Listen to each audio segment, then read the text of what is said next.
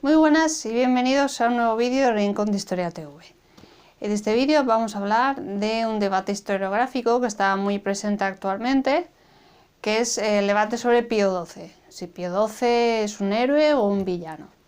Como sabéis, y si no lo sabéis os lo digo yo ahora, el Papa el 2 de marzo, de este marzo, ha autorizado, o sea, ha desclasificado el resto de archivos que quedaban por ver sobre el Pío XII. Ya había documentación disponible, pero no toda la que existía, y ya el Papa Francisco la ha puesto a disposición de todos los historiadores. Así que pues, este debate está pendiente de resolución, aunque yo no creo que se resuelva.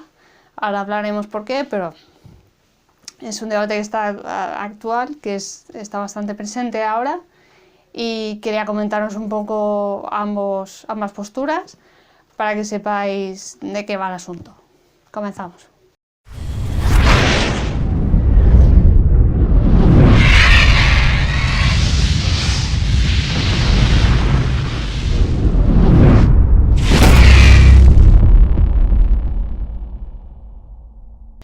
La situación de la Iglesia Católica en Alemania nunca ha sido fácil, tal y como relata Gabriel Calvo Zarraute en su libro. Aquí lo tenéis, bueno, os pondré la portada por aquí. Verdades y mitos de la Iglesia Católica, que está bastante interesante, es una visión distinta a lo que normalmente se suele enseñar en historia contemporánea, en las clases, que normalmente se centra mucho en historia política y siempre es bueno ver otra visión, ¿no? Pues este libro lo ofrece. Os dejo en el comentario destacado un link por si lo queréis comprar, le queréis echar un vistazo. Ahí veréis cómo la situación de la Iglesia Católica en Alemania no fue fácil, nunca ha sido fácil, sobre todo especialmente desde que Lutero empezó con sus tesis antisemitas y anticatólicas. Y hablando más cercanamente más del siglo XX, sí que vemos que desde la encíclica, que no sé pronunciar, que está aquí, de Pío XI, pues ya puso en jaque al nacionalsocialismo, a toda esa ala de la izquierda, con respecto a la Iglesia Católica y a la posición que iba a tener con una ideología no semejante como la que ellos tenían, ¿no? La que el nacionalsocialismo tenía. Si nos ponemos a hablar de datos concretos, podemos hablar de una destrucción sistemática de la Iglesia polaca, con casos como Edith Stein o el franciscano Maximiliano Kolbe.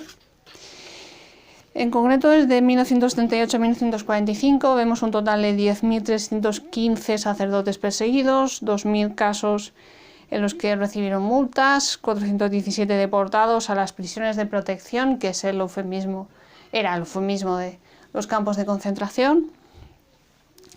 En Dachau vemos a 2.579 sacerdotes de 24 países, de los cuales 1.034 murieron antes de su libertad.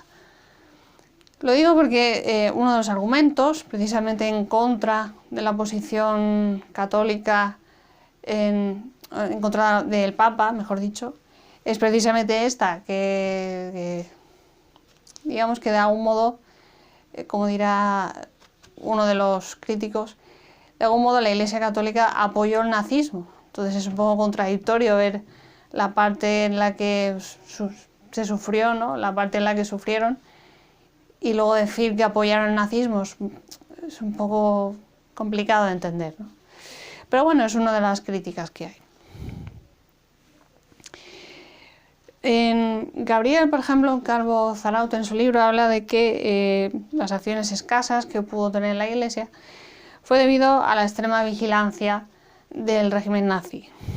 Albert Einstein dijo, entre otras cosas, solo la Iglesia permaneció de pie y firme para hacer frente a las campañas de Hitler a fin de suprimir la verdad.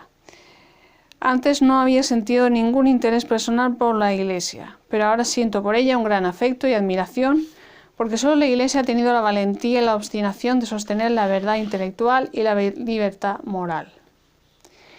El episcopado alemán denunció la incompatibilidad del nazismo con la doctrina católica. Por ejemplo, el cardenal de Múnich, Michael Faulhaber, o no sé cómo se pronuncia, lo pondré por aquí, lo denominó herejía en 1930 y de él además partió la idea de que los católicos no debían afiliarse al partido nazi, nacionalsocialista, y en represalia el 27 de enero del 34 murió en un atentado. Y seguidamente el palacio episcopal fue saqueado. Uno de los argumentos en contra de la Iglesia Católica en este momento es la firma del Concordato en 1933. Este concordato hay que verlo en su contexto histórico, como todo en historia, y concretamente concretamente hay que ver dos acontecimientos, como bien explica Gabriel: la nueva situación jurídica del Vaticano tras los pactos de Letrán en 1929, que hizo necesario regular las relaciones internacionales de la Santa Sede, y la situación de inferioridad de los católicos en Alemania desde la Kulturkampf del último cuarto del siglo XIX, que es esa lucha cultural de Bismarck contra la Iglesia Católica. En 1934, en la noche de los cuchillos largos, numerosos dirigentes de Acción Católica también fueron asesinados. En 1936, la Santa Sede había presentado ya al gobierno del Reich más de 50 notas de prensa por violaciones del concordato. Sin embargo, una de las críticas a la Iglesia Católica es que el concordato, el que se firmara el concordato, cuando en realidad ese concordato es una búsqueda de mantener, digamos, un nivel de igualdad de la situación de los católicos en Alemania con el resto de la cristiandad, por así decir. Por así decir, no, con el resto de los católicos del mundo. En cuanto a Pío XII, hay que decir que fue nuncio apostólico en Berlín de 1917 al 29, y Goebbels en sus diarios dijo que Eugenio Pacelli estaba completamente contra nosotros. Y después el ministro de propaganda alemán dijo el 27 de diciembre del 39 que, referido al discurso navideño de Pío XII, el cual también es criticado por la otra parte, porque dicen que fue insuficiente, sin embargo, esta persona, Joseph Goebbels, dijo que el discurso estaba lleno de ataques muy mordaces y escondidos contra nosotros, contra el Reich y el nacionalsocialismo. Resulta curioso que ese discurso de Navidad, por un lado, se utilice como arma contra Pío XII, cuando los nazis, el nacionalsocialismo, vio ese discurso navideño como un ataque. Se acusa al Papa de no atacar al nazismo, pero los nazis vieron eso como un ataque. Es un poco raro este debate, pero existe. El 9 de enero de 1945, en un periódico comunista oficial de la URSS, pone: Pravda, está aquí escrita la palabra, vuelve a atacar fuertemente al Papa. Es curioso, prácticamente gracioso, que se califique a Pío XII de fascista y de estar confabulado con nosotros para salvar a Alemania de su difícil situación. Y un informe interno de la Gestapo en 1943 dijo que ha sido un largo ataque, el discurso de Navidad, ha sido un largo ataque a todo cuanto sostenemos. ¿Vale? Y tras la ocupación de Roma, escribió una carta Pío XII escribió una carta de renuncia al pontificado en el caso de que él se lo llevaran preso para conseguir cosas del episcopado. En cuanto a la situación de Holanda, es la mayor crítica que hay hacia Pío XII, que la persecución, tras la persecución de católicos en Holanda, o sabiendo esa información, Pío XII no hiciera más. Es de las mayores críticas y más fuertes, las que más complicado es de discutir.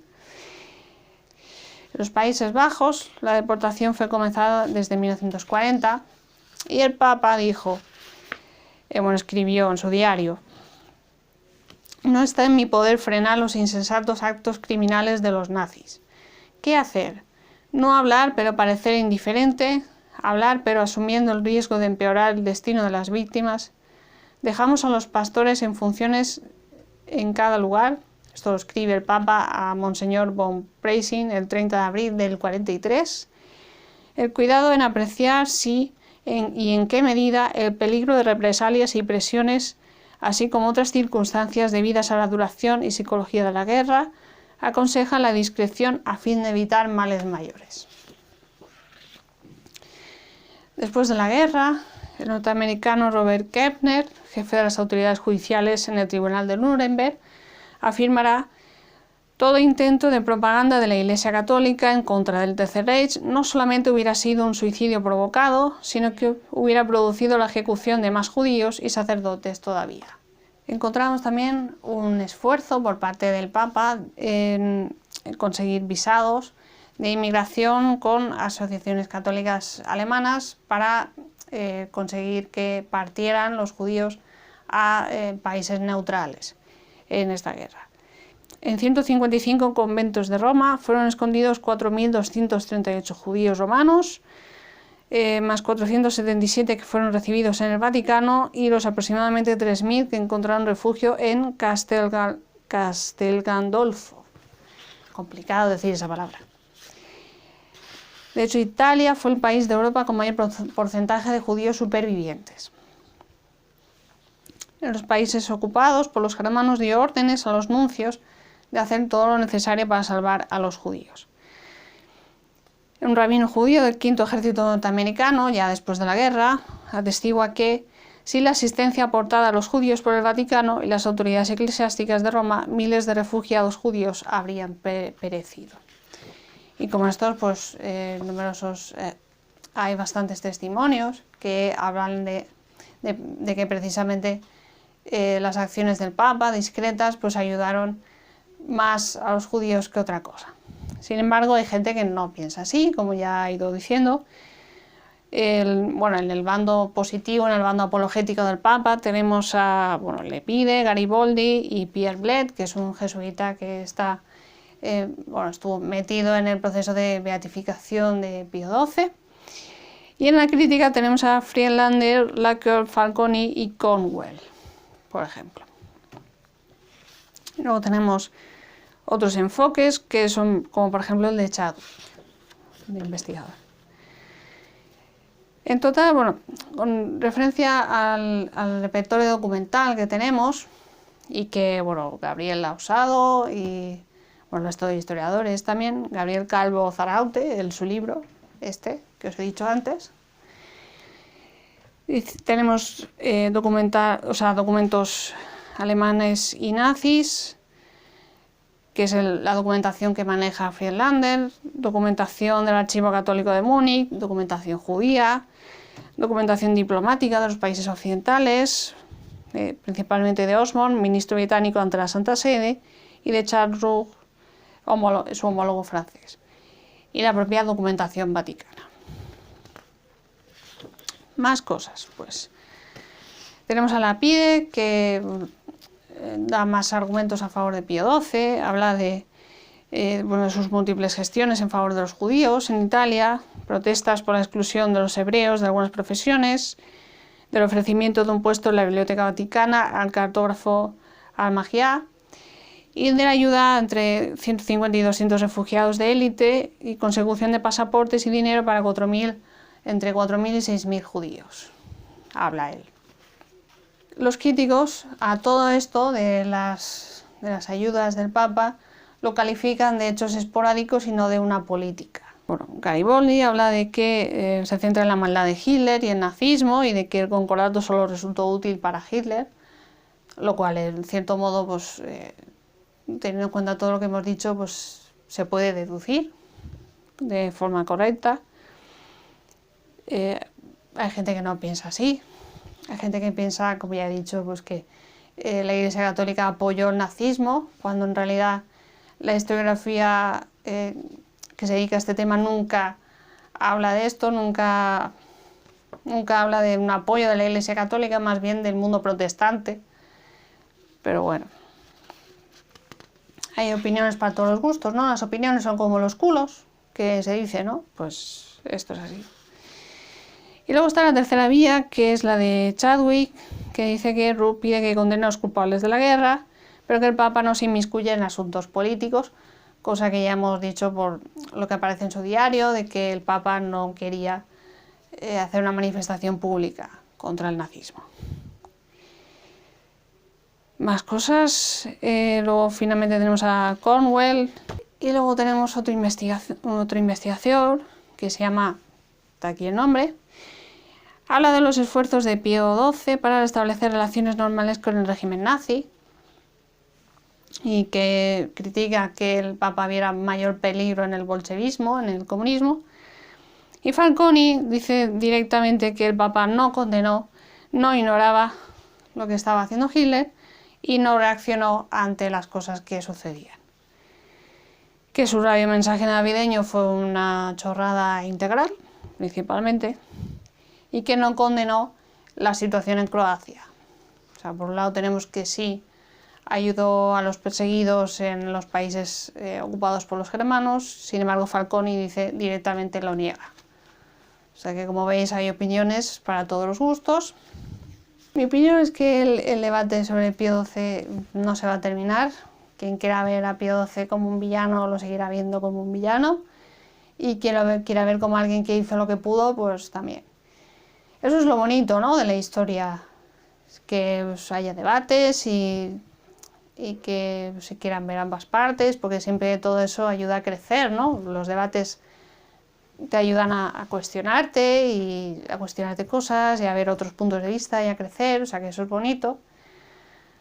Pero bueno, la lástima es que se mezclen con prejuicios, ¿no? Estos debates siempre se mezclan con prejuicios contra la Iglesia y habría que hacer una labor para eliminar esos prejuicios y quedarse únicamente con lo que ves en los actos, ¿no?, con lo que ves escrito. Pero bueno, esto ya es mi humilde opinión. Veremos a ver qué sale de estas nuevas investigaciones que están sucediendo. Y aquí estaré para informaros. Si me apoyáis, claro, eso sí, y le dais un buen like histórico, suscribís al canal y ya está. Nos vemos en el siguiente vídeo. Chao.